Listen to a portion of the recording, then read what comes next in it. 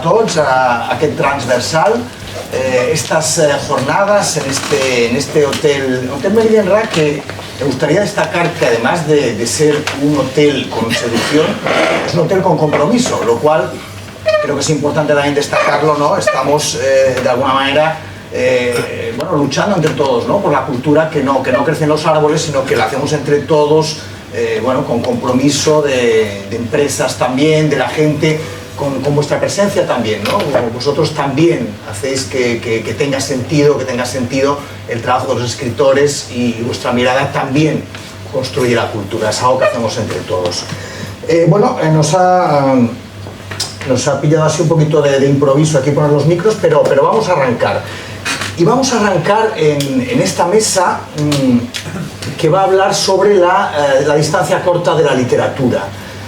A veces cuando hablamos de novelas, siempre hay esas novelas que alguien nos dice: ten un poco de paciencia, que lo bueno empieza en la página 140, ¿no? Bueno, en el cuento la página 140 no existe, ¿no? Es decir, todo tiene que ser ya, instantáneo, al momento, ¿no? Aquí no existe un poco segundas oportunidades, ¿no? El cuento funciona o no funciona, ¿no? Es un cara o cruz.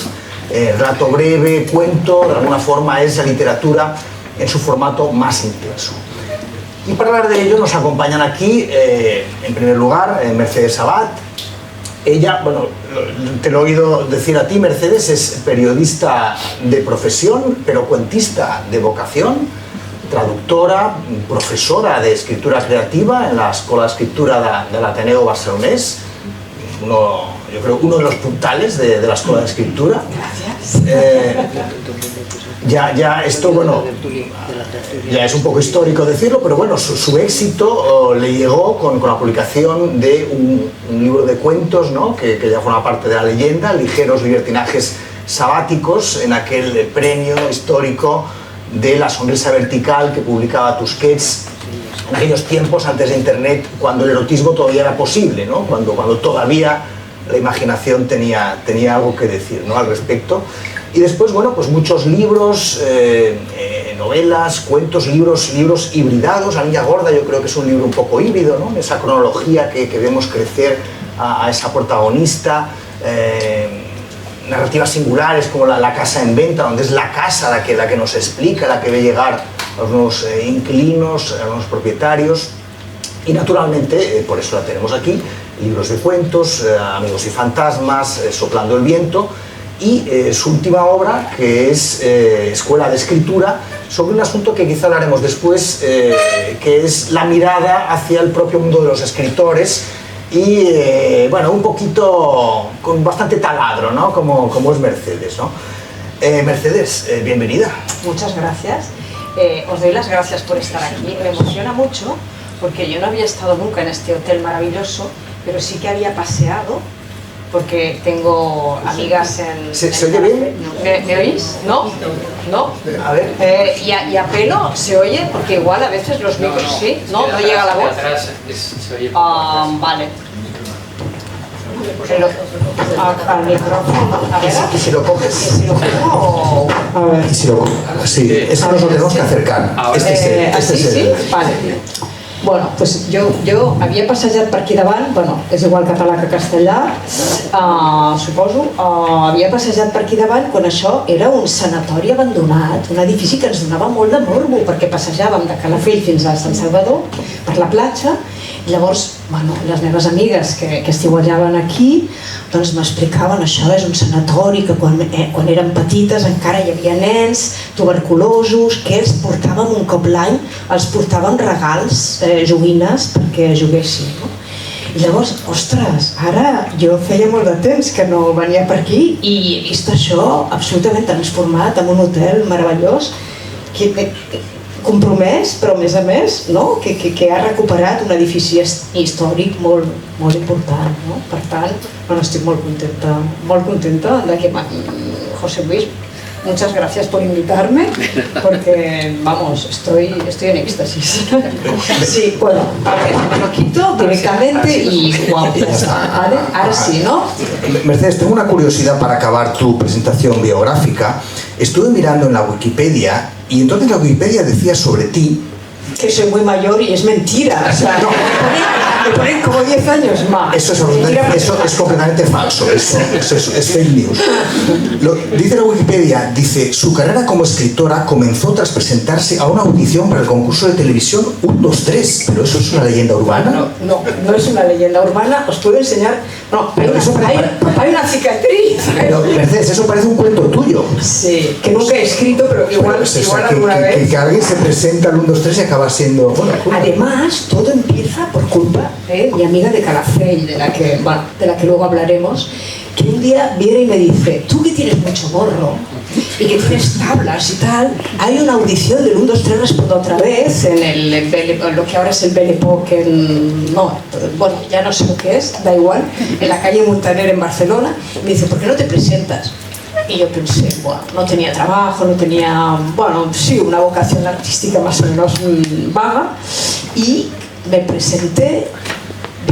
¿Para hacer de concursante? Para hacer de Victoria Abril, ¿no? Para hacer de 10 respuestas acertadas a 25 pesetas cada una, 250 pesetas. Entonces, bueno, llegué allá, creo que había dormido media hora aquella noche, era joven, la fiesta formaba parte intensiva de mi vida, y entonces veo que las chicas estaban bailando delante de un jurado compuesto por Narciso Ibáñez Serrador y otros. Entonces las chicas bailaban y le dije a la chica de al lado, digo, mira, yo no sé bailar, tampoco he traído nada para... Dice, no, somos más o menos de la misma estatura, si te esperas un momento, subo yo y cuando me quite la ropa te la paso a ti y tú bailas. Sí.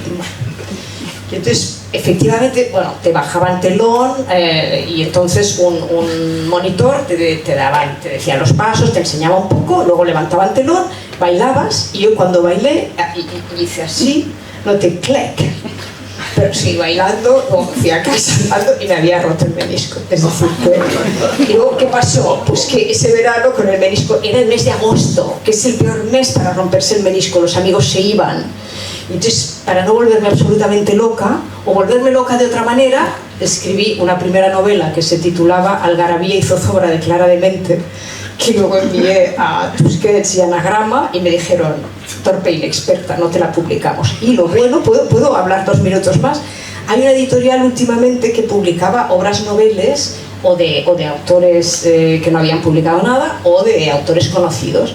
Y entonces me chincharon un poco para que enviara esta primera obra. Y yo dije, no, es muy mala, es muy mala, es muy mala, es muy mala. Entonces la mandé, al final, como muy hostigada por la editora, y al cabo de 2 meses me contestó, tienes razón, es muy mala. Pero ahí estoy, gracias a ese menisco. Eduardo, los caminos de la literatura son inescrutables.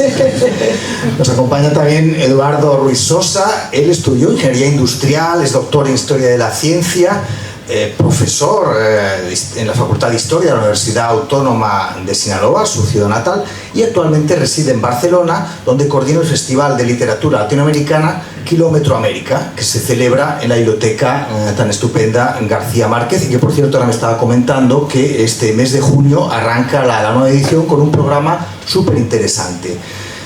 Bueno, su primera novela se tituló Anatomía de la Memoria, muy bien recibida por la crítica, y yo creo que nos da una pista importante sobre lo que va a venir, ¿no? en tu obra, ¿no? Por un lado, hay anatomía, ¿no? Sus obras son obras realmente de anatomía, con una presencia del cuerpo muy importante, de la mirada interior, y también memoria, ¿no? No memoria en un sentido nostálgico, ¿no? sino la memoria...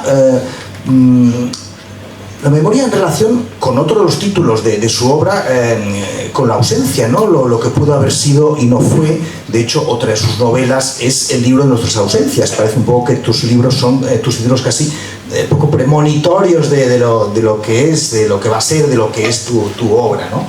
En fin, ha escrito también, por eso lo tenemos hoy aquí, libros de cuentos.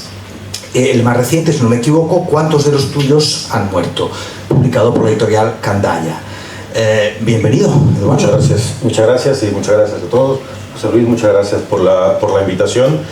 Y bueno, sí, esa cosa premonitoria que dices de los primeros libros, ¿no? De hecho, el primer libro de cuentos que publiqué hacia el 2008, creo, en México, en el Fondo Editorial Tierra Adentro, yo todavía estaba, cuando lo escribí, todavía vivía en Culiacán, que está al noroeste de México, en la costa norte del Pacífico, y el libro se titula La voluntad de marcharse. Yo estaba entre me quedo, me voy, finalmente me fui. Ya a estas alturas ya 2 veces, volví a Culiacán y luego también volví a irme, o sea que la voluntad de irse ha sido férrea. Tendría que escribir uno que fuera la voluntad de quedarse en Barcelona, a ver si la cosa arraiga. Bueno, yo creo que hablaremos de eso, ¿no? Porque yo creo que te fuiste, pero no te has ido del todo, ¿no? En tu literatura sigues de alguna forma, ¿no? En esas acontecimientos, ¿no? De momento, en ese mundo también de la violencia, de la opresión. De momento todo lo que he publicado, quizá hay solo un cuento que está en Cuantos de los tuyos han muerto, que medio que ocurre en Barcelona.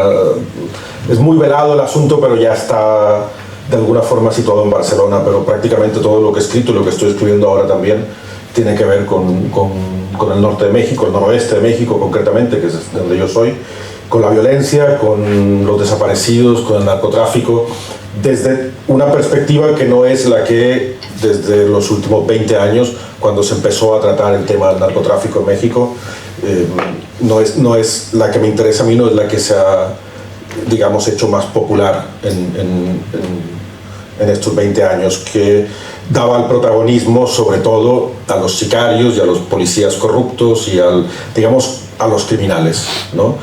Y de un tiempo para acá, no soy yo el único que lo hace, hay un interés por escuchar las voces de las víctimas y de las familias de las víctimas, ¿no? Que creo que esa es una manera distinta de ver la realidad en la que estamos viviendo. Mi ciudad, que es una ciudad de 1 millón de habitantes, digo la población para que sea posible hacerse una idea, este fin de semana fue cerrada por todas las entradas y salidas, ¿no? Con trailers encendidos en fuego, mientras los sicarios se despachaban a gusto para aniquilar, ¿no? Y nadie podía salir, ¿no? 1 millón de personas encerradas en una ciudad en medio de la violencia, ¿no? Nunca he podido y creo que nunca podré irme de ahí. Está claro. Ya para cerrar un poco este pequeño bloque de presentación biográfica, tengo también otra curiosidad. Tú eres ingeniero de carrera, doctor en Historia de la Ciencia, sin embargo, hay pocos científicos en tus cuentos, y de hecho creo que hay más poesía que matemática, ¿no? No sé, también te exiliaste del método científico. Corriendo. Sí, bueno, fue un paso, fue una especie como de cosa paulatina. Yo estudié ingeniería industrial, trabajé un tiempo como ingeniero en Tijuana, en la frontera, en una fábrica de juguetes. Yo había visto aquella película famosa de Tom Hanks de los años 80 que trabajaba en una fábrica de juguetes. No es así de divertido, desde luego que no. Y luego cuando vine aquí en el 2006 estudié Historia de la Ciencia. Primero hice Historia de la Astronomía, después hice Historia de la Física Cuántica. Pero mi intención era buscar un terreno híbrido, un terreno a mitad de camino. La ciencia me sigue interesando hasta la fecha. No había pensado que no hay ningún personaje científico en nada que haya escrito. Y es verdad, no hay ningún personaje que sea científico, pero La anatomía de la memoria, por ejemplo, es un libro que está estructurado como un tratado anatómico y que tiene mucho que ver con La anatomía de la melancolía de Robert Barton, un filósofo natural del siglo XVII, británico, y todo el libro es como una disección anatómica, tratando, como lo hace Barton, con la melancolía. Barton toma la melancolía como una enfermedad, como se consideraba en la época. Yo lo hago con la memoria, ¿no? Diseccionar la memoria como si fuera una enfermedad. Entonces no hay personajes, pero sí cierta práctica, ¿no? Lo que sí que es verdad es que hay mucha poesía. Yo creo que como muchos, al menos en mi experiencia en México, muchos empezamos escribiendo poesía o intentando escribir poesía hasta el momento en que descubrimos que éramos muy malos poetas. Porque en México hay como el culto a la figura del poeta. No sé si aquí la hay de la manera en la que hay en México, ¿no? Que es como Octavio Paz, Jaime Sabines, José Agorostiza, ¿no? montón y montones de poetas, Gilberto Owen, que es el poeta de mi ciudad, ¿no?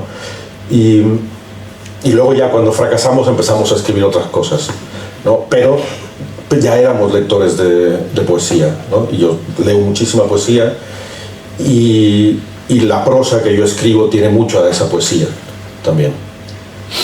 Totalmente de acuerdo. Quería hacer un poco de descripción, un poco porque, bueno, pues a mí aquí el jefe de las jornadas, José Luis, pues me lanza unos autores y dice, bueno, que dialoguen y tal, ¿no? Y luego dices, club, son bastante diferentes, ¿no? Aunque bueno, luego vamos a ir encontrando algunas cositas y luego hay conexiones, yo he visto conexiones, pero voy a empezar por la desconexión, ¿vale? Y vosotros me corregiréis. Yo veo la obra de Mercedes Sabat, veo tus relatos que son muy directos, muy vivaces, con mucho humor. Es verdad que es un humor negro, la sonrisa se te queda del revés, siempre ese hurgar en lo cotidiano, ¿no? Hasta llegar a nuestras pequeñas miserias que pueden ser un punto ridículas, hay algo de surrealismo. Mientras que en los cuentos de Eduardo el humor pues no es un factor, porque bueno, pues estamos hablando de cosas, bueno, en el último libro de cuentos prácticamente es un libro sobre el duelo. ¿Cuántos de los tuyos han muerto? Bueno, y de hecho, bueno, pues lo que él decía, ¿no? Pues asistiremos a una morgue de cadáveres, veremos gente pues que están en situación terminal, desaparecidos, en fin, no, el humor no sería uno de los trazos fundamentales. Yo me voy a tener aquí una teoría así un poco por la patilla. A mí me gusta mucho Milan Kundera y me gusta mucho su novela La insoportable edad del ser, y él en la introducción, en el prólogo, él hace una reflexión sobre la levedad y el peso. Y entonces Kundera viene a decir un poco como que él mismo se pregunta, ¿no? Toda la novela de alguna forma se pregunta, ¿no? Si lo importante es la levedad o es el peso, ¿no? La levedad que nos hace ligeros, pero esa ligereza que puede haber cierta alegría, somos tan ligeros que flotamos y que nos convertimos en algo gaseoso. Mientras que el peso, que parece lo serio, lo responsable, claro, tanto peso igual nos hunde, ¿no? No somos capaces de levantar la cabeza de tanto peso, no acabamos de dar un paso adelante. Y él se pregunta si lo importante, ¿no? es la levedad o el peso, ¿no? Y al final, obviamente, siempre hay una conjunción de las dos cosas. A mí, Mercedes, yo veo en tu literatura esa ligereza perversa, esa ligereza que no es tan ligera porque al final la sonrisa se te queda un poquito helada. Y en la de Eduardo veo ese peso, ¿no? Esa búsqueda del peso de los personajes, del peso de las ausencias, el peso de los silencios. Y ahora me podéis vapulear y decirme si esta teoría mía de la levedad y el peso es completamente absurda. Yo creo que acertaste de lleno, porque para mí la literatura más admirable siempre es la que tiene peso, es decir, ideas trascendentes. Al fin y al cabo siempre estamos escribiendo sobre lo mismo, ¿no? El duelo. Yo estaba leyendo ahora un libro de Aura García Junco, que quizá conoces, mexicano, que me parece espléndido, donde habla de la muerte de su padre, que era escritor, era poeta, editor de una de las revistas culturales underground un poco más importantes de México en una época. Y ella, claro, habla de la figura del padre, habla del duelo, pero echa humor. Yo creo que lo grave no es que no excluya lo ligero, es que a mí me lo piden. Es decir, ¿por qué? Porque para mí la vida es tragicomedia, es la unión de la tragedia. En los momentos más trágicos de la existencia irrumpe el humor en la realidad. Si yo escribiera solo los temas de peso sin humor, me faltaría algo para transmitir, o sea, ¿qué es lo que queremos hacer los escritores? Cogerle el pulso a la existencia, no reflejar lo real, sino la existencia. Que me parece que Kundera dice, el trabajo de los escritores no es captar lo real, sino la existencia, que es otra cosa, es todo para adentro, es decir, lo que nos pasa entre hecho y hecho, ¿no? nuestros arrepentimientos, o sea, todo lo que ocurre dentro de nuestra vida interior, la existencia, que no es solo lo externo, sino lo que nos ocurre dentro, ¿no? Entonces, para mí lo más admirable es esa gente que sabe, Kundera mismo muchas veces, ¿no?, tomar lo más grave de la existencia, lo más trágico, lo más dramático, y darle ¡pam!, ese aire ligero, esa levedad, ¿no? Y eso a mí me vienen 1000 libros a la cabeza. El Laura García Junco, porque es mexicana y justo acabo de leerlo, y yo estoy también escribiendo un libro sobre el duelo, donde intento inyectar esa ligereza para hacer un contrapunto, ¿no? Yo creo mucho en el contrapunto, en el choque de contrarios, que es más expresivo. Es decir, si estás hablando de algo dramático y hablas en un tono dramático, al final es melodrama, ¿no? Y en cambio, si hablas de algo dramático desde la ligereza, desde el humor, me parece que muerdes hueso también, o sea, llegas a lo profundo, pero desde otro tono, que me parece, pero bueno, también son cuestiones absolutamente, es lo que yo más admiro también como escritora, ¿no? Gente como Oscar Wilde. Yo siempre digo, Oscar Wilde es mi padre, ¿no? Que sabe, ¿no? Bueno, todos tenemos nuestras filiaciones. Te habría hijado, seguro. Sí, papi o tío Oscar. Y Eduardo, ¿cómo ves el asunto de la levedad y el peso? Yo creo que algo de razón tienes, o mucha razón. Yo siempre lo explico así: yo no soy la alegría de la casa. Y luego ya si me conocen, a lo mejor sí soy un poco agradable. Pero claro, en el prólogo, en ese inicio de la insoportable levedad del ser, y en el texto del arte de la novela, voy a hacer lo mismo. Bien, pero en el arte de la novela, que es donde habla de esto, de la experiencia y la realidad, o la existencia y la realidad, según la traducción, Kundera también dice que él tiene mucho humor. Y es como, claro, la tragedia, según libros, ahí podríamos ir un poco también a Tolstoy, ¿no? Sí. La tragedia es como pareja, el humor es para según quién, ¿no? Cada uno tiene una manera distinta de entender el humor. En el caso del libro de cuentos, yo creo que mucho humor no hay, ciertamente. En cambio, en el libro Nuestras ausencias, que es este libro que va sobre, que es una novela, pero va sobre las desapariciones en México, las rastreadoras, las mujeres que buscan a sus hijos, a sus maridos, a sus hermanos desaparecidos. Ahí hay un montón de humor, de ese humor negro, que es el me río para no llorar, ¿no? Pero para ir otra vez por Irlanda y con la idea de las referencias, hay un momento en el que Joyce, un gran cuentista también, como Wilde, y que también tiene un humor que según quien lo agarre, ¿no? muy a su modo, cuando su hija está padeciendo esquizofrenia, ella había escrito el Ulises y estaba en la escritura del Finnegans, que para él era una novela divertidísima.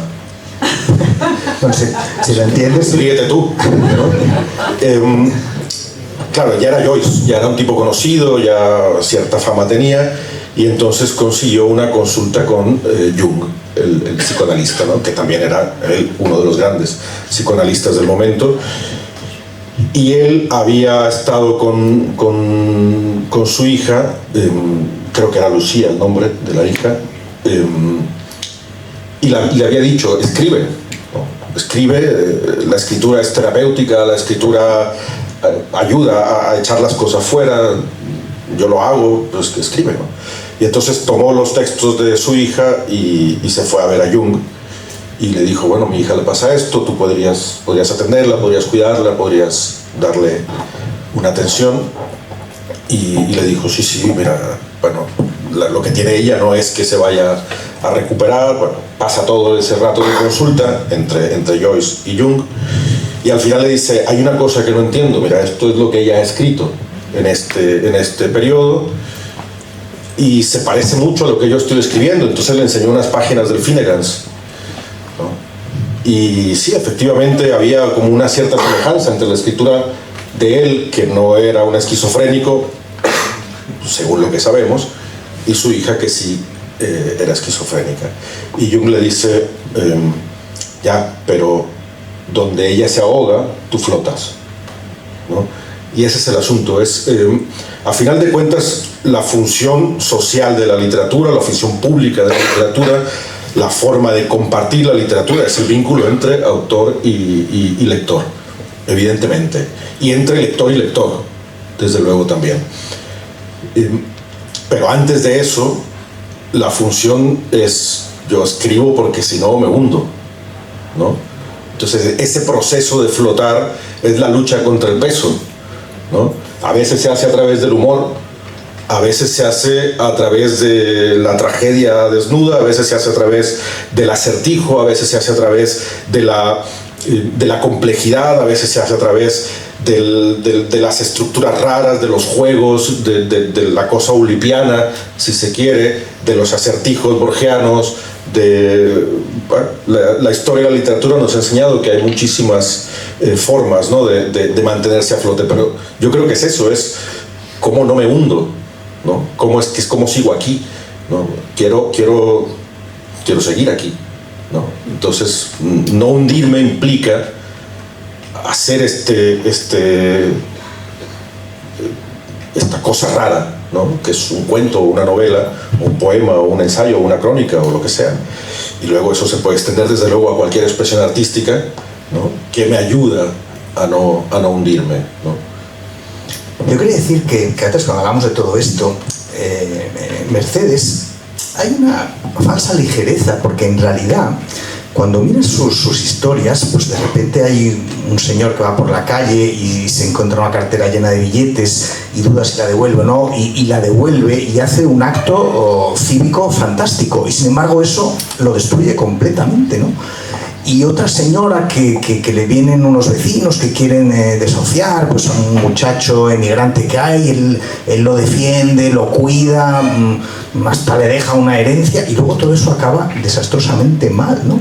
Es decir, el maniático que tiene una cita amorosa y al final también... Es decir, que al final, bueno, todo entra como una especie como de descarrilamiento, ¿no? Yo os quería preguntar... ¿por qué la literatura crece más en la infelicidad, ¿no? ¿Por qué le cuesta tanto a la literatura contar la felicidad, ¿no? Bueno, porque en la felicidad es que no hay conflicto, por lo tanto no hay literatura. Yo creo que Eduardo ha dicho algo con lo que te citaré dentro de muchos años, si es que me acuerdo, si es que mis neuronas me permiten acordarme, pero creo que sí, que es que lo que hacemos es intentar flotar, cada cual con sus yo lo llamo, con mis alumnos les digo, hurgad en vuestras mierdas, en vuestras miserias, en vuestro estercolero personal. Es decir, ¿con qué escribimos? Esto lo decía, yo creo que es Cheever, que decía, escribimos con nuestro dolor. John Cheever, gran cuentista, para mí muy superior a Carver, que es quizá más romántico. Carver me cuesta porque es muy enteco, pobre Carver, que era el editor el que le cortaba los textos, y si estudias los textos de Carver antes de las correcciones del editor no tiene nada que ver. Pero bueno, yo creo que escribimos con nuestro dolor, pues con todo aquello que solo podemos escribir, porque no sabemos manejarlo de otro modo y necesitamos flotar. Entonces la diferencia es esa, no queremos hundirnos, y cada cual, pero vamos desde el peso, es decir, desde la culpa, desde el remordimiento, desde todas aquellas cosas que de pronto te vuelven una y otra vez y te descomponen tu vida interior, y dices, bueno, con esto tengo que hacer algo, ¿no? Has dicho algo, ¿no? El tipo que se encuentra el monedero lleno de billetes y que obviamente es de unos jóvenes que van delante de él, y entonces decide devolverlo en un impulso, pero luego experimenta la necesidad de contarlo, y entonces se da cuenta de que el bien se convierte en una mierda. Es decir, si tienes que hacerte publicidad porque has hecho el bien, ya no es el bien. Entonces me interesan mucho estos movimientos de la conciencia, ¿no? de cómo por dentro tenemos nuestras zonas negras, nuestras zonas, nuestras sombras, ¿no? Que se van apoderando de nuestra vida. Entonces eso solo puedes, para mí, bueno, solo puedo escribir, ¿no? Hay quien hace otras cosas, hay quien hace cine, hay quien hace... pero solo puedo escribir a partir de eso, da igual, novela, cuento, las ideas vienen con un formato en general. Y entonces es un poco eso, ¿no? La idea del estercolero personal y del mundo que te rodea, ¿no? Que te está tiñendo de negro probablemente por dentro. Ahí sí que he visto una conexión. Yulipo. Has dicho la palabra clave. O sea, tenemos muchas más conexiones de las que, ¿no? Yo iba a señalar ahora la de lo cotidiano, ¿no? Un poco hurgar en lo cotidiano, ¿no? Nuestros personajes no son estadistas, políticos o súper triunfadores. Muchas veces no se dice ni su profesión. Vosotros en eso no entráis muchas veces, ¿no? Simplemente hay algo que sucede en el ámbito de lo cotidiano, que luego se abre una brecha, ¿no? Esa brecha que se nos traga, ¿no? De alguna manera. ¿La cotidianidad está llena de asombro? Sí. Bueno, antes de ir por ahí, vale. La felicidad no necesita relato, ¿no? Yo creo que la experiencia del mundo tiene como una misma forma esencial nuclear, ¿no? Que es o el goce o el dolor nos llevan a un momento en el cual, que esto es algo que también explico en los talleres de escritura, nos lleva a un lugar en el cual no hay lenguaje, no es necesario o es imposible. En el caso de la felicidad no es necesario, ¿no? La risa, el gemido de placer, el grito de alegría, ¿no? El eureka, no es lenguaje, es una expresión corpórea sin más necesidad de estructuras lingüísticas. Cuando ese núcleo es doloroso, el lenguaje se destruye, porque el mundo cambia, ¿no? El dolor cambia el mundo. Y entonces necesitamos, para poder flotar, para poder seguir en el mundo, un otro lenguaje, ¿no? Y es donde viene la escritura o el arte, ¿no? La construcción de un lenguaje distinto a partir de ahí, a partir de esa pérdida, a partir de ese sufrimiento. Cuando yo empecé a escribir este libro de cuentos, Cuántos de los tíos han muerto, el libro parte de la muerte de mi madre, ¿no? Que en el núcleo familiar fue eso, fue un momento de ausencia del lenguaje, ¿no? Destrucción del lenguaje, no había nada. Un año después me senté a escribir el libro sin haberlo pensado. De hecho, para hacer un poco también referencia a la temática de la mesa, 2 días antes yo estaba con unos chicos que iban al taller de escritura que yo hacía ahí en Culiacán. En ese tiempo yo estaba viviendo en Culiacán. Y les dije, jamás voy a escribir un cuento en la vida, nunca voy a volver a escribir un cuento, la novela me sienta bien, estoy muy cómodo con la novela, nunca más voy a escribir un cuento. A los 2 días ya estaba empezando el primer cuento de este libro, ¿no? O sea que no me voy a ganar la lotería, no me voy a hacer millonario, a ver si eso pasa. Porque digo una cosa y siempre vamos para el otro lado. Un cuento a la semana, a partir de ahí fue un cuento a la semana. Pero cuando escribí el cuento que hablaba sobre la muerte de mi madre, toda una serie de muertes anteriores que se habían quedado en la ausencia del lenguaje, recuperaron lenguaje y fue posible escribirlas. Ese libro está compuesto por por la muerte de mi madre y por la decadencia de mi abuela materna, pero luego el resto de muertes son muy anteriores. Y había intentado escribirlas, había intentado abordarlas, pero no había podido nunca, ¿no? Hasta que esa ausencia de lenguaje radical me llevó a la búsqueda de una recuperación del lenguaje. Lo que tiene que ver con el asunto que decías después de la cotidianidad. Esto es lo más cotidiano del mundo, ¿no? Cuando decimos cosas como me quedé sin palabras, se me hizo un nudo en la garganta, te comió la lengua el ratón o el gato, según país. Aquí el gato. Sí. En México es el ratón, no sé. quizás es un poco más preocupante lo del ratón, pero bueno. En realidad estamos hablando de algo que es cotidiano y verídico, ¿no? Cuando estamos en un lugar, en un tanatorio, cuando ha muerto alguien, nos acercamos y decimos, ¿qué decimos? No hay palabras, ¿no? Y decimos, no hay palabras, ¿no? Porque realmente no las hay. Y a partir de ahí viene la búsqueda de un nuevo lenguaje. Y eso nos pasa todos los días. Es algo muy cotidiano y es algo que atañe a cualquiera de nosotros, sea astrónomo, escritor o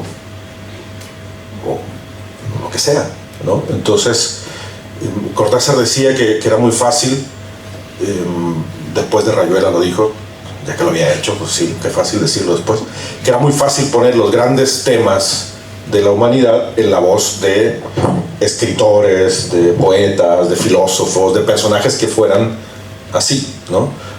Jodido era hacerlo como lo había hecho Filloy en Caterva, ¿no? Por eso cita Caterva en Rayuela, que eran 4 vagabundos que están hablando de la vida, de la muerte, del hambre, del frío, de la pobreza, de la miseria, con su lenguaje. De gente que no fue a la escuela, que tiene hambre, que tiene frío y que de lo que habla es lo que siente, ¿no? Y es la cotidianidad. Y de ahí es de donde yo creo termina saliendo todo. Yo ahora estaba pensando, te escuchaba y estaba pensando en un relato que envidio, ¿no? Son esos relatos que cuando los lees, lo he leído como 10 veces, que es de Lucía Berlin, es que pasa en México, Dentelladas de tigre, en un libro que si no habéis leído os conmino a que vayáis a la librería a comprarlo inmediatamente. Manual para mujeres de la limpieza, que recoge cuentos maravillosos de Lucía Berlin. Es un libro póstumo. Ella es una escritora que tuvo poco éxito en vida, un poco por ella misma, un poco porque tuvo una vida como muy disoluta, muy desmadrada, con muchos maridos, hijos. Y en Dentelladas de tigre es un poco el peso y es que vuelvo a la idea del peso y la ligereza. ¿Qué admiro en Lucía Berlin? Bueno, pues es un cuento que narra una historia terrible. Ella es absolutamente autobiográfico, ya tiene 19 años y está embarazada de su segundo hijo y el primer marido acaba de abandonarla. Entonces ella llega a una celebración familiar y le dice a la prima que está embarazada, que el marido acaba de irse, y la prima le dice, yo te lo soluciono todo. Y entonces le arregla un aborto en México, ¿no? Están justo en la frontera, le arregla un aborto, entonces el tema no puede ser más dramático, sí. El tema no puede ser más dramático, pero está tratado con una ligereza y se le cuela el placer de vivir por las costuras. Y eso es un poco, es cotidianidad, es decir, son los problemas cotidianos. Además aparece toda la familia, la madre está suicidándose continuamente, el abuelo es alcohólico, o sea, es un cuadro brutal, muy dura, la vida que tiene esta mujer, y sin embargo, al final te ríes muchísimo leyendo las tremendas vicisitudes de esa mujer. Es uno de los cuentos más mágicos por eso, ¿no? Porque tratando algo de peso, algo grave, algo tremendo, algo que luego marca la vida, finalmente, os hago un spoiler, pero finalmente no puede abortar, además acaba ayudando al médico a tranquilizar a las chicas jovencísimas que están en esa horrible situación, alguna de ellas como medio empezando a desangrarse y algo terrible, y sin embargo hay esos temas cotidianos, pero vistos a través en ese contrapunto de lo dramático y el amor por la vida, ¿no? Y la necesidad de sobrevivir, de salir flotando de ahí, ¿no? Y por los mecanismos que podamos, ¿no? Todos tenemos uno u otro, ¿no? Vuelvo un poco a lo mismo porque se me ha ocurrido hablar de ese cuento. Si de aquí salís simplemente que os leéis Dentelladas de tigre, que ya veréis que es una auténtica maravilla. A mí me da mucha envidia porque ya lo escribió ella, no puedo repetirlo, ¿no? Pues eso es lo que nos pasa muchas veces, ¿no? Que lees algo que te deslumbre y dices, ¡guau! Lo ha escrito otro. Bueno, pues eso está bien, que recomendemos libros ¿no? La literatura es como el juego de la oca, ¿no? De oca a oca y tiras porque te toca, pues de libro a libro, ¿no? Vamos ahí. Antes mencionó Eduardo cuando escribí esos cuentos y decía un cuento por semana. Yo sé que él, las novelas, él es muy lento escribiendo las novelas porque te he oído explicarlo y te tardas y haces un borrador y otro y otro y otro y otro. Y sin embargo los cuentos una semana, ¿no? Como con un cierto arrebato, ¿no? Quería que me contarais un poco la cocina, ¿no? de la escritura del cuento corto. ¿El arrebato es importante en el cuento corto más que la planificación? No lo sé. Contadme cómo tú, no sé, Mercedes, tú eres de ametrallar, de pensar mucho. Yo en general soy muy lenta. Eres lenta, no eres de arrebato. Pero es cierto que los cuentos, he escrito algún cuento de una sola sentada, pero es raro. Yo creo que sobre el cuento a veces hay muchos tópicos, aquello bueno, el cuento si no está bien de esa primera versión es muy difícil corregir un cuento. Yo misma lo he dicho y luego alguien me ha citado en un libro y he pensado, pues qué mal, ¿no? Estoy en desacuerdo, ¿no? Estoy en desacuerdo conmigo misma. ¿Por qué? Porque he arreglado cuentos que están en el cajón, que de pronto tienes y dices, no sé qué falló aquí, y he conseguido restaurar el cuento años después. Es decir, sí que es verdad que está mucho más vinculado con un impulso y con escribirlo de una sola sentada. Cortázar lo decía, ¿no? Que el cuento se escribe de una sola sentada y que una novela te la peleas, ¿no? Que el cuento ganas por KO y la novela es por puntos. Pero he tenido la experiencia de un cuento que quedó interrumpido de pronto y que no sabía cómo seguir, y un año después retomarlo y ¡pam! Y esta cosa mágica de...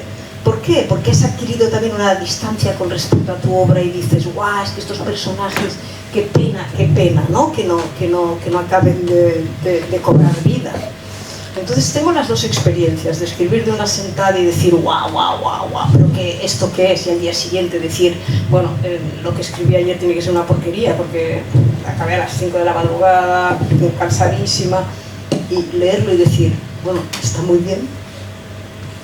Cuentos que has escrito de un solo impulso son una porquería. Quiero decir que el proceso no garantiza que vaya a ser bueno o malo, no. A veces hay cosas que peleo y son malas, cosas que peleo y me pasó una cosa horrible. Bueno, horrible, es uno de los fracasos de mi existencia. Escribí una novela que era un horror, era horrible, era estática, no avanzaba, era un espanto, pero me obsesionaba mucho el tema. Y entonces cerré y dije, mira, es que esta novela en realidad es un cuento. Y entonces escribí el cuento. Escribí el cuento y no me satisfizo mucho, lo titulé Cosas difíciles de explicar. Y efectivamente, cuando lo di a leer a una persona, me dijo, es que aquí hay una novela. Me sentí frustradísima. Digo, bueno, ya lo sabía, ¿no? Y pasan estas cosas, o sea, hay fracasos que peleas y que no sabes por qué fracasas. Y luego los éxitos... No creo que esté muy relacionado, soy muy escéptica en cuanto, no hay fórmulas, no hay recetas, cosas que te salen así fácil son buenísimas y cosas que peleas son buenísimas y viceversa. No sé tú cómo trabajas, si siempre... Yo es que cada libro ha sido distinto, porque yo creo que la forma en que yo me relaciono con la escritura tiene que ver con determinados procesos vitales también. Yo he escrito, he publicado pocos libros, en realidad 3 en Candaya, 2 novelas y un libro de cuentos, un libro de cuentos al principio y un libro de crónicas, sí, son 5. Las 2 novelas, una fueron 8 años de escritura y la otra 15. La que estoy haciendo ahora, sumándole un poco, creo que son como 2. Pero así tenía que ser, o sea, así salió la cosa, ¿no? Recuerdo que los cuentos del primer libro de cuentos sí que fueron, claro, era un libro de aprendizaje, fue un proceso más lento, fue un proceso de mucha prueba y error, mucho taller. Yo todavía estaba en México cuando lo empecé a escribir, entonces me reunía con mis amigos y les leía los cuentos y los corregíamos y dábamos vueltas y vueltas y vueltas. Las crónicas las empecé en el 2011 y las terminé en el 18, ¿no? Versiones y versiones y correcciones y demás. Este libro, ¿Cuántos de los tuyos han muerto?, fue un bofetón, fue un fogonazo, ¿no? Y creo que tiene mucho que ver, digo, no estoy siendo imprudente, soy muy imprudente, pero no estoy siendo imprudente ahora. El mismo libro se explica, ¿no? La muerte de mi madre fue una muerte inesperada y fue eso, fue un fogonazo, salió corriendo, ¿no? Y murió. Y el libro es así, el libro tiene esa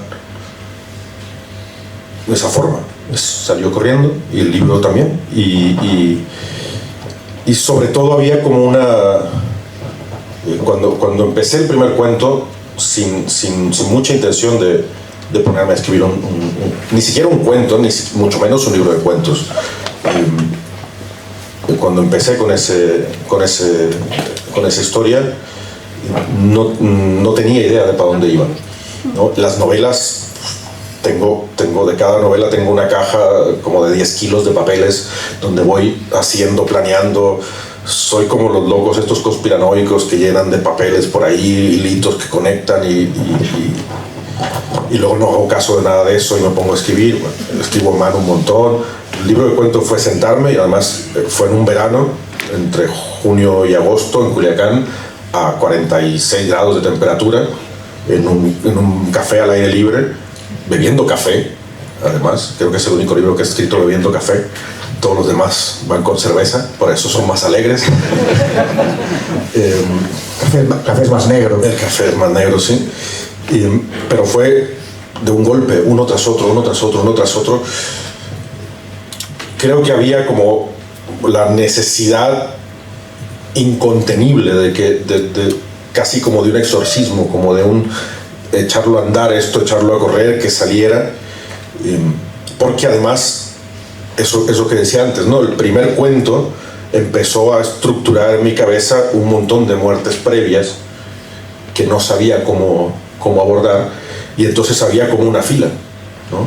Y era como, hey, me toca a mí, bueno, que ahora voy yo cuando es mi turno, ¿no? Entonces tenía que acabar uno para seguir con el otro y con el otro y con el otro y con el otro. Solo hubo un cuento que solo hubo un cuento que empecé y me di cuenta, valga la rima extraña, de que no funcionaba en el modo. Si se asoman al libro, el libro está escrito medio versificado, podríamos decir, ¿no? El lenguaje medio que se rompe en algunos momentos. Entonces, la primera versión de los primeros 2 cuentos era, digamos, convencional, con su sangría normal, sus puntos de aparte y todo esto. Y no tenía esa cosa de salgo corriendo y me muero, no la tenía. Y cuando escribí el tercer cuento, que es un cuento sobre desaparecidos en México, sobre la morgue y un hombre que busca a su hermano en la morgue y demás, ese empezó con esa prosa rota, quebrada, con esa voz quebrada, y entonces cuando lo terminé volví a los otros y los reescribí, y a partir de ahí y ya, no hubo manera de parar, ¿no? Pero cada libro me enseña una nueva forma de escribir, pero creo que cada libro que leo me enseña una nueva forma de leer, ¿no? Los libros que más estimo, los libros que yo más admiro y que más quiero, y a los que vuelvo con el tiempo. Ahora estoy en un plan así medio absurdo de relecturas. He sido muy feliz releyendo cosas y estoy releyendo. Y los libros que más estimo, que más quiero, son los libros que me han enseñado a leer de una forma, ¿no? Por tanto, trato de que cada libro que escriba me enseñe a escribir otra vez de una forma distinta. parece? Eso, ¿puedo decir una cosa? Puede decir Eso, fijaos, el peso de la diferencia entre los escritores siempre estamos haciendo. Muy importante. Cada libro es una aventura nueva y los demás casi como que no te sirven. Y eso es tremendo. Porque además, si no quieres repetirte a ti mismo, es decir, repetir una fórmula en la que puedas flotar cómodamente, cada libro te plantea problemas absolutamente distintos y eso es tremendo. Porque dices, bueno, yo ya tengo una edad, pues como si no supiera nada. Porque sí, es cierto, tienes oficio, sabes más que hace 20 años, pero cada libro te está planteando problemas formales y de fondo absolutamente distintos, ¿no? Cómo resolver eso, ¿no? Lo que tú acabas de contar. Es decir, cómo un cuento hace que tengas que reescribir todo el libro. Pero creo que sé más como lector que como autor. Una de las lecturas que hice hace poco fue El Entenado de Saer, y yo recuerdo la primera vez que lo leí, que la primera parte me había deslumbrado, y la última parte dije yo, bueno, está bien, ¿no? Muy chilo, Saer, genial. Esta vez, la última parte, dije, mierda, ¿por qué no había leído esto? No es el libro que yo recuerdo, ¿no? Pero claro, la cantidad de lecturas que he hecho desde el 2007 para acá, que es cuando lo leí la primera vez, de filosofía, de antropología, de historia, la forma de entender el libro al final, esa última parte, fue radicalmente distinta. Que claro que se traduce a la hora de escribir en ciertas cosas, ¿no? Pero supongo que es como las relaciones o como conocer a alguien, ¿no? Cada persona que conoces es empezar de cero, ¿no? Cada relación que tienes de pareja es empezar de cero, ¿no? Al final de cuentas, quizá lo único que no empieza de cero, y no sé, es la relación con los padres y con los hermanos. No estoy seguro, yo creo que también vuelve a cero cada tanto tiempo. Ahí veo yo mucho peso. Sí, a veces te aplasta. Oye, Eduardo, cuando explicabas eso pensaba, bueno, en las novelas apareció un poco el ingeniero y en los relatos apareció el poeta, ¿no? De alguna forma el que va con los papelitos ordenando las versiones más, bueno, todo mezclado, ¿no? Sí, creo que ese trabajo de planeación y de estructura es bastante la mente de ingeniero. Mi padre lo dice, porque yo estudié ingeniería, porque mi padre dijo, ¿esto está grabando? Sí. Puedo cortar. Bueno, ya el viejo lo sabe. Puedo cortar si quieres. Y lo dice. Yo estudié ingeniería. De hecho, ahora yo creo que ya nadie me puede hacer nada, pero un poco fraudulentamente entré a la universidad, porque yo había salido del bachillerato y de la prepa, y yo quería estudiar literatura, ¿no? Pero en mi ciudad, la Facultad de Literatura, al menos en aquel tiempo, no creo que haya cambiado tanto, había 5 o 6 alumnos, entonces no había ni examen de acceso, no había ni inscripciones. Tú empezabas a ir y como a los 3 meses ya te escribías, ¿no? Te inscribías. Yo dije, bueno, me voy a hacer pendejo, ¿no? Que se me pasen todas las fechas de matriculación de todas las carreras y que mis padres digan, bueno, con tal que estudie algo, que estudie eso, ¿no? No contaba con la astucia de mi padre, que llegó con la ficha de inscripción de la Facultad de Ingeniería. Evidentemente mi padre es ingeniero, ¿no? Y muy organizado. Y terminé estudiando esto. Y sí que hay una cosa así como de que te podan un poco la cabeza y la mente se organiza de una forma, ¿no? Pero es verdad que quizá La Anatomía es una novela con una estructura mucho más elaborada. ¿Cuántos de los tuyos han muerto?, que es el libro inmediato que le sigue, es un libro más suelto y más cercano a la poesía, pero el libro de Nuestras Ausencias, que es la novela que sigue, tiene las dos cosas, porque tiene una estructura muy pensada, pero también tiene esa prosa que se quiebra, esa especie como de novela versificada, y entonces tiene esa otra parte. Supongo yo, o al menos eso es lo que quiero entender, que ese es el aprendizaje de ese libro, ¿no? Que las dos cosas pueden ir de la mano. Nos quedan 5 minutos. Bueno, es el momento. Si alguien quiere preguntar algo, aportar algo, cualquier pregunta es bienvenida, bien recibida. Pensarlo 30 segundos y mientras les lanzo yo casi de las últimas. Cuando estabais diciendo todo esto me llamaba la atención que sois, tú eres profesor de escritura creativa, talleres de escritura, y claro, estáis diciendo que cada libro es distinto, que no hay un método realmente, ¿no? que escribías a fogonazos. ¿Y cómo se enseña a un alumno, cómo se le enseña el fogonazo, ¿no? Es decir, Mercedes, ¿cómo? Es que el fogonazo no lo puedes enseñar. Lo que tienes que enseñar son estructuras, es cómo estructurar, cómo elegir el punto de vista adecuado para narrar, que es muy importante.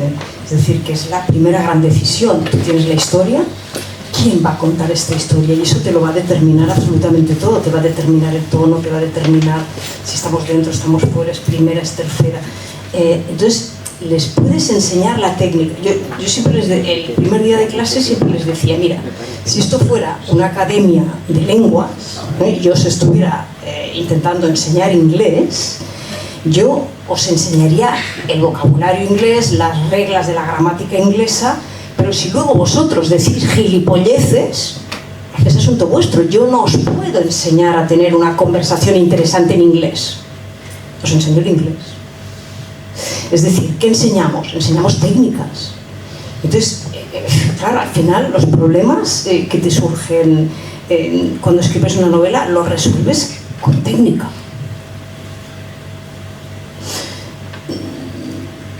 El estilo... Bueno, pues practicas y llegas a una maestría, a una pericia. Yo escribo mejor que cuando tenía... Eso está clarísimo. Estilísticamente escribo mejor. No sé si las ideas son más potentes o no, pero estilísticamente estás como más bregado, ¿no? Ahí sí que creo que hay oficio. Entonces les enseñas eso, les enseñas a hacer que la prosa fluya, a tener una estructura, bueno, lo que está, ¿no? La ingeniería de la novela. Entonces todo eso es lo que puedes enseñar. En cuanto al contenido, ahí les puedes decir, oye, estás contando una tontería, pero es difícil desanimar a alguien y lo que tienes que hacer es enseñarles a que esa novela se sostenga y con el tiempo quizá, bueno, el autor mismo se va a dar cuenta de que ahí no hay demasiado contenido, pero creo que solo podemos enseñar, pues eso, las técnicas, las cuestiones formales. Sí, yo creo que es como... Tú has puesto el ejemplo de enseñar lengua, yo siempre pongo el ejemplo de enseñar música, ¿no? Tú puedes enseñar a tocar el piano, la guitarra, la batería, el bajo, el violín. De ahí a que haya un proceso creativo después es otra cosa, ¿no? Pero creo que es muy importante, que es algo que sí se puede enseñar después de la técnica y después de aprender que la técnica se aprende para torcerla, ¿no? Ese es mi lado materno, mi madre era profesora de Derecho, entonces las leyes se aprenden, pero hay que también saber sacarles la vuelta. Después de enseñar que hay unas ciertas estructuras, formas y técnicas que hay que aprender también a vulnerar, a romper y a transgredir, hay que desarrollar un instinto. Y el instinto es eso, más una cierta agilidad mental que viene a partir de la lectura crítica, de aprender a leer. Creo que muchas veces en las escuelas de escritura se enseña a escribir y muy poco a leer, ¿no? Y a mí me enseñaron a leer. Yo tuve fui muy afortunado, tuve un maestro, un promotor cultural, Martín, que cuando yo tenía 14, 15 años, me dijo, mira, esto es esta cosa, esto es esta cosa. Y si no entiendes esto, primero lee esto otro. Y si no entiendes esto otro, pues ve y lee aquello. ¿Y qué entendiste? Y hablábamos, y hablábamos, y hablábamos, y lo escuchaba yo, él me escuchaba a mí. Me enseñó a leer literatura, ¿no? Y he tenido varios procesos de aprendizaje de leer literatura con el tiempo, porque luego uno llega a un tope y dice, ya es esto, y no es esto, no es nada, nunca se termina, ¿no? Pero creo que ese instinto que se desarrolla con la lectura crítica es quizá lo que puede marcar alguna diferencia, ¿no? Porque la técnica, machacando, mucha gente la puede aprender, ¿no? Yo sé tocar guitarra horrorosamente, ¿no? O sea, sí, pero Mueves las cuerdas. sí, y suena muy mal, pero lo sé hacer y puedo explicarlo y puedo decir, mira, esto es sol, esto es un fa sostenido, y puedo agarrar un piano y decir, mira, esto es un tal, vale, pero de ahí a que yo diga voy a dar un concierto, pégame un tiro, ¿no? El día que lo vaya a hacer. Bueno, ¿hay alguna pregunta en la sala? ¿Por aquí? ¿Qué opináis vosotros, o sea, cuando creáis vuestra criatura, tenéis vuestro punto de vista sobre lo que estáis escribiendo, pero luego esa criatura la entregáis al público que os lee? Y claro, el público tiene su propia perspectiva de su mundo, de sus vivencias, y transforma a vuestra criatura desde su prisma. ¿Qué sensación os da cuando recibís la contravuelta de Agradecimiento. Agradecimiento. Que algo que yo pueda escribir, alguien lo lea y diga, aquí encontré algo que me interpela, es muchas gracias. No, pero no solamente eso, sino que a veces el que está leyendo encuentra otras cosas diferentes que tú no quisiste, o sea, Sí. No que no quisiste, es que tú no viste, pero que él las encuentra por su propia naturaleza. Sí. Pero es que Humberto Eco decía que no hay ninguna obra que sea una obra cerrada. Discutiendo sobre los finales cerrados de los cuentos, él decía, no, es que todas las obras son abiertas, porque una vez que se publica, pertenece a los lectores, y hay tantas obras como lectores van a asomarse a ella. Es decir, que bien. Que es maravilloso, yo creo que es algo absolutamente mágico. Yo creo haber puesto unas cosas y hay otras, y lo que tú crees haber puesto igual no lo percibe el lector, pero percibe otras cosas. Pues que la obra es vuestra, es de los lectores, ya no es, una vez que está en las librerías, no me pertenece. Sí, yo eso para mí es algo como muy directo y muy, quizás pues suene simple, ¿no? Pero para mí es cuando alguien me dice leí esto y me dijo algo, me habló, aunque lo que haya entendido sea radicalmente distinto de lo que yo puse ahí, quiere decir que se estableció un vínculo, ¿no? Tengo un amigo que murió hace algunos años, que él siempre usaba una especie como de frase hecha que decía que lo importante es hacer lazo, ¿no? Hacer lazo implicaba, para él, que era psicoanalista, el vínculo que se establece entre el terapeuta y el terapeado, ¿no? Yo lo digo así porque yo no soy muy fan del psicoanálisis, por eso éramos amigos. Pero ese hacer lazo, desde luego, es un concepto que se puede sacar de ese contexto de la terapia, y que se hace lazo cuando escuchamos música, cuando vemos una película, cuando nos tomamos una cerveza, cuando escuchamos a alguien, cuando estamos aquí conversando. Hacer lazo es lo que mantiene el mundo.